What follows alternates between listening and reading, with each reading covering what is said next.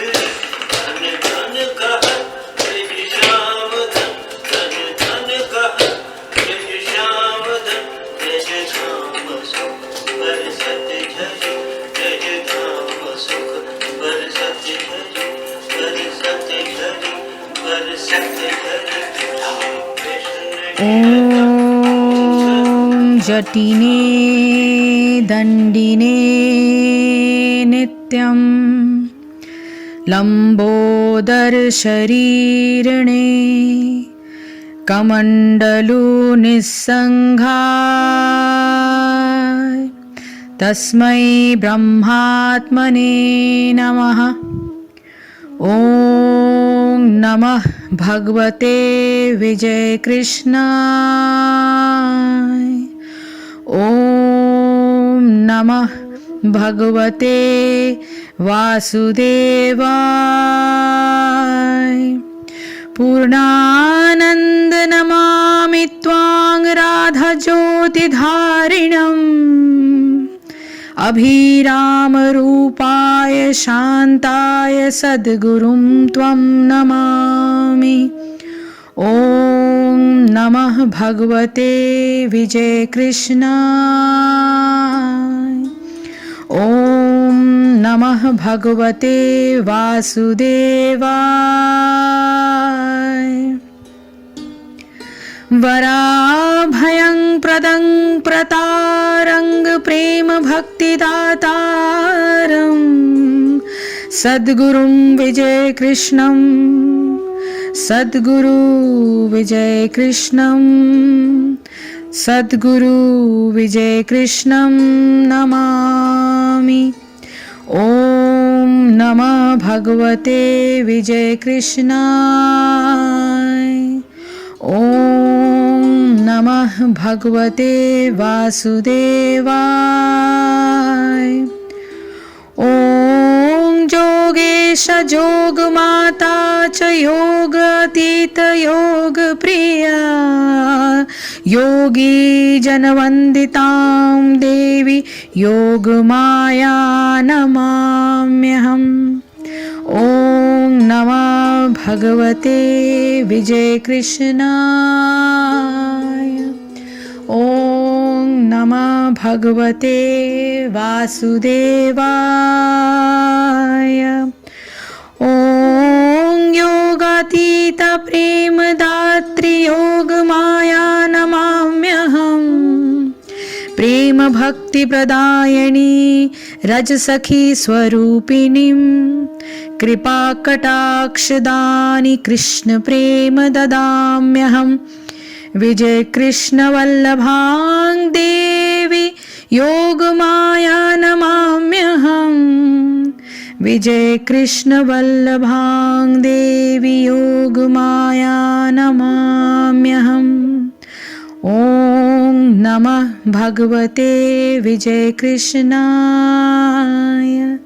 ओम नमः भगवते वासुदेवाय। ओम योगातीत प्रेमदात्री योगमाया नमाम्यहम्। योगमाया नमाम्यहम्। योगमाया नमाम्यहम्। ओम नमः भगवते वासुदेवाय। ओम नमः भगवते वासुदेवाय। ओम नमः भगवते वासुदेवाय। ओम श्री परमात्मने नमः। युक्तः कर्मफलं त्यक्त्वा शान्तिमाप्नोति नैष्ठिकीम्। आयुक्तः कामकारेण फले सक्तः निबध्यते। युक्तः यानी भक्ति में लगा हुआ, कर्मफलम यानी समस्त कर्मों के फल, त्यक्त्वा त्याग कर, शांतिम यानी पूर्ण शांति को, आपनोति प्राप्त करता है, नैष्ठिकीम यानी अचल, अयुक्तः कृष्ण भावना से रहित, काम कारेण कर्म फल को भोगने के कारण, फले फल में, सक्तः आसक्त, निबध्यते बंधता है। निश्चल भक्त शुद्ध शांति प्राप्त करता है क्योंकि वह समस्त कर्मफल मुझे अर्पित कर देता है। किंतु जो व्यक्ति भगवान से युक्त नहीं है और जो अपने श्रम का फल कामी है वो बंध जाता है। एक कृष्ण भावना भावित व्यक्ति तथा एक देहात्म बुद्धि वाले व्यक्ति में यह अंतर है कि पहला तो कृष्ण के प्रति आसक्त रहता है, जबकि दूसरा जो अपने देह पर अहंकार करता है वो और बुद्धि पर अहंकार करता है, वो सोचता है कि ये उसका है, तो कर्मफल के उनके कर्म के फल के प्रति आसक्त रहता है। और जो व्यक्ति कृष्ण के प्रति आसक्त रहकर उन्हीं के लिए कर्म करता है वो निश्चय ही मुक्त पुरुष है और उसे अपने कर्म फल की कोई चिंता नहीं होती। भागवत में किसी कर्म के फल की चिंता का कारण परम सत्य के ज्ञान के बिना द्वैत भाव में रहना करना बताया गया है। कृष्ण श्री भगवान है। कृष्ण भावनामृत में कोई द्वैत नहीं रहता। जो कुछ विद्यमान है वो कृष्ण की शक्ति का प्रतिफल है और कृष्ण सर्व मंगलमय है। अतः कृष्ण भावनामृत में संपन्न सारे कार्य परम पद पर हैं। वे दिव्य होते हैं और उनका कोई भौतिक प्रभाव नहीं पड़ता। इस कारण कृष्ण भावनामृत में जीवन शांति से पूरित रहता है। किंतु जो इंद्रिय तृप्त के लिए लाभ के लोभ में फंसा रहता है उसे शांति नहीं मिल सकती। यही कृष्ण भावनामृत का रहस्य है। यह अनुभूति कि कृष्ण के अतिरिक्त कुछ भी नहीं है शांति तथा अभय का पथ है। और तो इसमें ये कहा गया कि जो निष्काम कर्मयोगी कर्मों के फल को त्याग कर नैष्ठिकी अर्थात भगवत प्राप्ति रूप शांति को प्राप्त होता है और अयुक्त अर्थात सकामी पुरुष फल में आसक्ति रखते हुए अर्थात सुख की आशा से कर्म के कारण कामना के द्वारा बंध जाता है। निष्काम कर्मयोगी कर्मों के फल को त्याग कर नैष्ठिकी अर्थात भगवत प्राप्ति रूप शांति को प्राप्त होता है और अयुक्त अर्थात सकामी पुरुष फल में आसक्ति रखते हुए अर्थात सुख की आशा से कर्म करने के कारण कामना के द्वारा बंध जाता है। कर्मयोगी को भगवत प्राप्ति रूप परमानंद की प्राप्ति और सकामी पुरुष को कलेश युक्त बंधन की प्राप्ति। इसके बारे में भगवान बताते हैं कि कर्मयोगी की कर्मशैली बताकर इन विषय का उपसंहार करते हुए कि कर्मों के फल को त्यागने से कर्मयोगी को संसार और परिवार संबंधी सारे कर्तव्य कर्म उत्साहपूर्वक करते हुए भी नैष्ठिकी शांति की प्राप्ति होती है। नैष्ठिकी शांति का ऐसा स्वरूप है कि उसमें कर्मयोगी की स्थिति नित्य और स्थायी रूप से हो जाती है। जैसा पहले कहा जा चुका है कि शांति प्राप्त होना ही वास्तविक और अविचल सुख का कारण है।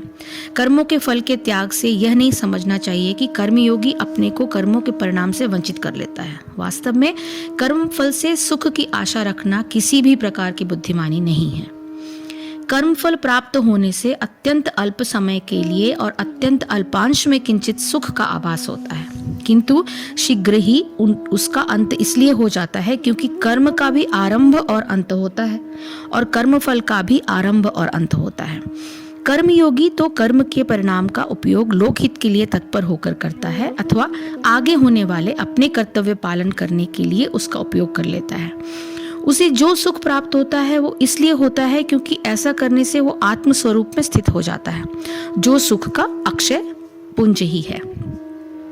इसके विपरीत कामना पूर्ति के लिए कल्पित सुख से प्रेरित होकर कर्म करने वाला सकामी पुरुष शीघ्र ही उससे होने वाले सुखाभास का अंत हो जाने के कारण कामना आपूर्ति के दुख में बार बार डूबता रहता है। इस प्रकार वह निरंतर कर्मफल की आसक्ति में बंधा हुआ कर्म करते हुए बंधन में बंधता चला जाता है और अपने को बार बार जन्म और मृत्यु की अनंत श्रृंखला से बांध लेता है। श्लोक संख्या 10 और 11 में सारे सांसारिक एवं पारिवारिक कर्म करते हुए भी कर्मयोगी को उसके द्वारा बंधन रहित हो जाने का रहस्य बताया गया है। तो पिछले जो 2 श्लोक हमने पढ़े हैं उसमें इसका जो बंधन से मुक्त होने का रहस्य है वो गूढ़ रहस्य उसमें बताया गया है। कर्म करने में कर्मयोगी का कर्तापन का भाव रहता है, किंतु कर्तापन का अभिमान अर्थात कर्मफल से सुख दुख लेने के भाव का संबंध नहीं रहता। कर्म के परिणाम को या तो वो लोकहित में समर्पित कर देता है अथवा आगे होने वाले कर्तव्य पालन के लिए उसका उपयोग कर लेता है। अब भगवान यह बताते हैं कि सांख्य योगी का कर्मों में कर्तापन के भाव का ही ना होना किस प्रकार संभव है। हरिओम तत्सत, हरिओम तत्सत, हरिओम तत्सत। जय श्री कृष्ण, जय गुरुदेव।